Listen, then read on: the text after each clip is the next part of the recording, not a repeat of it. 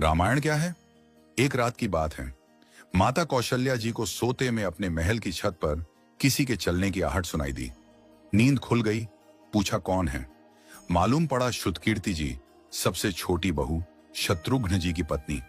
माता कौशल्या जी ने उन्हें नीचे बुलाया। श्रुतकीर्ति जी आई, चरणों में प्रणाम कर खड़ी रह गईं। माता कौशल्या जी ने पूछा, श्रुति, इतनी रात को अकेली छत पर क्या कर रही हो बेटी?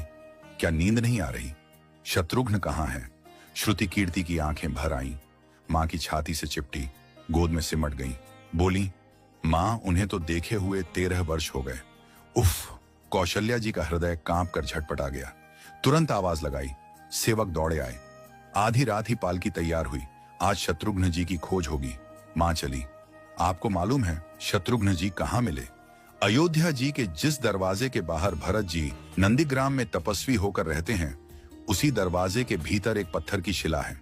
उसी शिला पर अपनी बाह का तकिया बनाकर लेटे मिले। मां सिराहने बैठ गईं, बालों में हाथ फिराया तो शत्रुघ्न जी ने आंखें खोली।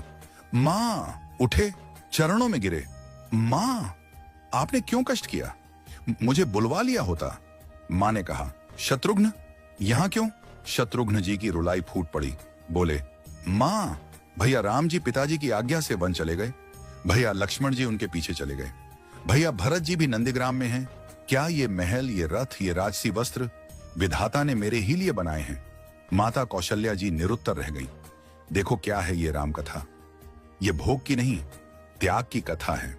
यहां त्याग की ही प्रतियोगिता चल रही है और सभी प्रथम हैं। कोई पीछे नहीं रहा।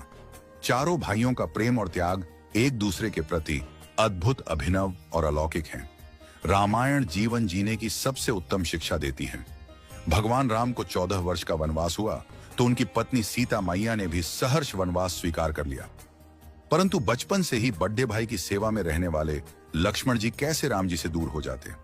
माता सुमित्रा से तो उन्होंने आज्ञा ले ली थी वन जाने की, परंतु जब पत्नी उर्मिला के कक्ष की ओर बढ़ रहे थे तो सोच रहे थे कि मां ने तो आज्ञा दे दी, परंतु उर्मिला को कैसे समझाऊंगा, क्या बोलूंगा उनसे? यही सोच विचार करके लक्ष्मण जी जैसे ही अपने कक्ष में पहुंचे तो देखा कि उर्मिला जी आरती का थाल लेके खड़ी थी और बोली, आप मेरी चिंता छोड़ प्रभु, श्री राम की सेवा में वन को जाओ। मैं आपको नहीं रोकूंगी।